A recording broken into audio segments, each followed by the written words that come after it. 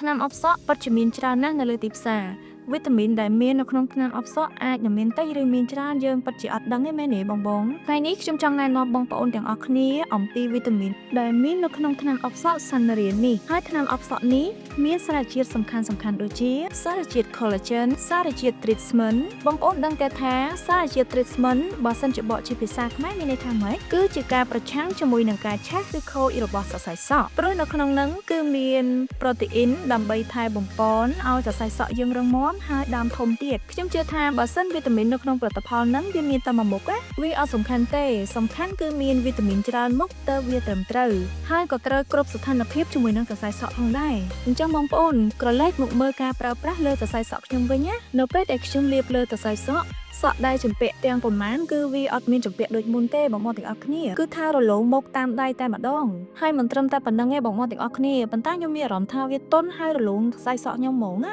អូយក្រោយពេលដែលខ្ញុំប្រើនៅលើសរសៃសក់គឺខ្ញុំមានអារម្មណ៍ថាគឺមានក្លិនក្រអូបប្រហើលអ្វីដែលសំខាន់គឺខ្ញុំមានតែមួយកំប៉ុងហ្នឹងគឺគ្រប់គ្រាន់ហ្មងសម្រាប់ខ្ញុំបើសិនជាខ្ញុំគ្រាន់តែនិយាយវាច្បាស់ជាមិនគ្រប់គ្រាន់ទេបងប្អូនទាំងអស់គ្នាអញ្ចឹងមានតែបងធ្វើការសាកល្បងប្រើខ្លួនឯងហ្មងទៅបងទទួលពីលទ្ធផលទៅវាល្អកម្រិតណា